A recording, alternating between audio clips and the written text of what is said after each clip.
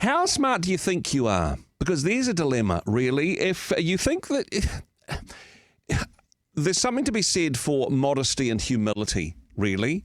That if you say, oh, no, I don't think I'm that smart, then other people might say, no, you're smarter than you think you are. But the opposite of that, of presuming that you're highly intelligent, and it kind of becomes a bit of an emperor's new clothes syndrome. And, another name for the syndrome is the Dunning-Kruger effect. Somebody who has studied this extensively, well, at least for 20 minutes, John Cowan. John, kia ora, thank you for your time today.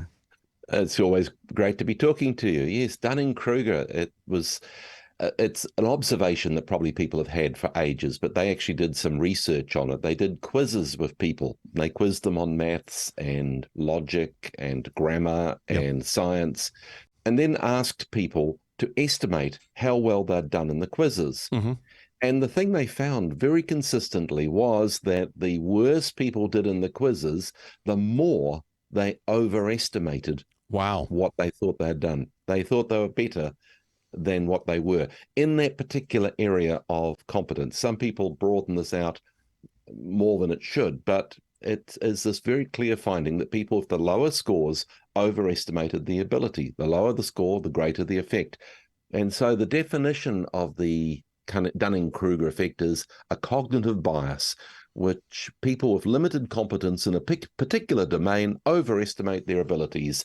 And some researchers also include the opposite effect, that people with high performance tend to underestimate their skills. So basically, competent, dumb people think that they're smarter than they are, and the reverse is also true. Is it kind of like that Socratic principle that says that the more you know, the more you realize you don't know? The wiser you are, you just realize how deep that well goes, right? I think that's it. As I say, this just fits with an observation that I think we've all had in life, that sometimes you're thinking, how is it that someone doesn't realize that they're as dumb as that they are? The thing is, it's not always obvious. Yeah. It can have tragic results in things like training new pilots. Mm-hmm. I remember someone saying that the most dangerous time for a new pilot is when they've done about 200 hours. Okay. They're probably actually very skilled and have their ability, but they perhaps start flying a plane that they haven't been particularly rated on or trained in, and they bang it in the ground. Wow. Same with new doctors. Research has shown that doctors will have, they're qualified, they're trained, but they overestimate their ability when they come into a new situation. Should we be asking those questions of pilots and doctors whose services we use? How many hours you got on the clock, mate? Because if this is measurable, you go for the ones that... But I suppose there's a difference between having confidence in your ability or confidence generally. Sometimes, what is it, the whole fake it till you can make it? I think I'm pretty stupid, but I'm just going to pretend that I'm not and see if I get away with it. I mean, that sounds like most broadcasters, John. I was just going to say, that's been my whole career, I think, just covering up my incompetence. But it is always good when you're going on a plane to see a bit of silver around the temples of the pilot who's flying it. And So some people make the assumption that all confident people are therefore of low intelligence, but that's not true. But it does seem to be that... I think we've all seen it happen. I think we've seen the Dunning-Kruger effect explaining what we see in organizations and relationships, that if feeling smart leads to confidence, then who is it gets the promotions? Who is it rises up through the ranks? Is it always the smartest person? No, it's very often the confident one, the one that rates themselves, the one that puts themselves forward and puts their hand up.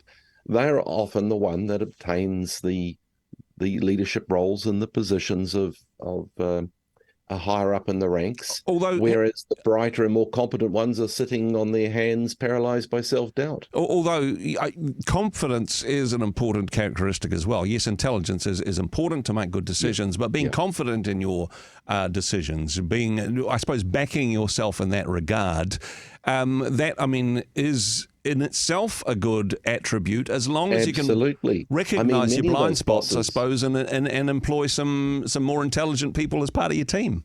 That's what they've usually got the nous to do. I mean, those bosses and executives and pastors might not be the most brilliant, but they can still be very good leaders because they know how to harness the brain power and the ability within their networks and organizations. The best bosses have that sense of humility, and they take seriously the phrase, all of us know more than any of us. Yeah. That can be the Achilles heel of a brilliant boss. Sometimes people that are very, very skilled in ability, no Dunning-Kruger effect there at all. They really are very clever and competent, and they have skills that no one else has. Yeah. But when they start to believe that everyone else is just a minion to affect my good ideas and things like that, then they are robbing themselves, because there is so much ability and brain power within that organization. Sure, it might not be as great as the leader, the bosses, the pastors, but all of us know more than any of us. And so, a great boss isn't handicapped by their ego. They're able to ask opinions, able to ask for feedback, able to recruit people that might know more than them in some area. Yeah. And I've had the privilege of working with bosses like that. And I think my wife is a brilliant CEO, because she recognizes the areas where she may not have the competence and is not at all handicapped by ego to hire people that she knows are cleverer than her in some areas. Of course, and that makes her, I think, a very clever boss. There is, of course, an overlap between ego and confidence. And I think in some cases, certainly not the case for your wife, but in some cases there's a little bit of an emperor's new clothes syndrome, where or perhaps a little bit of an imposter syndrome in there as well. We realize how stupid we are. We just hope that nobody notices that we're as stupid as we know we actually are. We're faking it till we make it. So let's surround ourselves with people who are even dumber than us, so that we're the smartest person in the room. A lot of organizations end up in that muddle. I have seen them. Not asking you to name names, some of them John. have been dumb enough to hire me. Hey, this doesn't mean, this idea of everyone knows more than, all of us know more than any of us. Yeah. That doesn't mean that we should disqualify someone who is a leader who is gifted and talented. They should be using that. And it also doesn't mean that everything should be done by committees.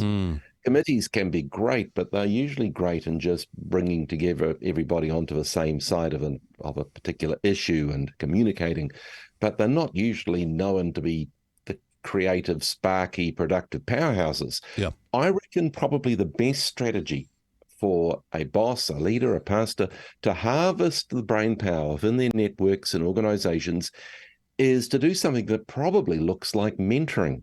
Okay.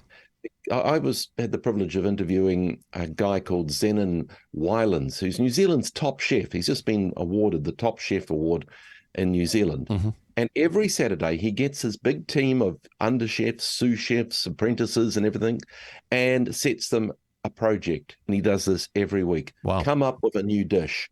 And some of them fly and some of them are not. And look, this keeps his team stretched, and they're training and they're becoming enthused and excited about their career. It's a mentoring thing. Mm-hmm.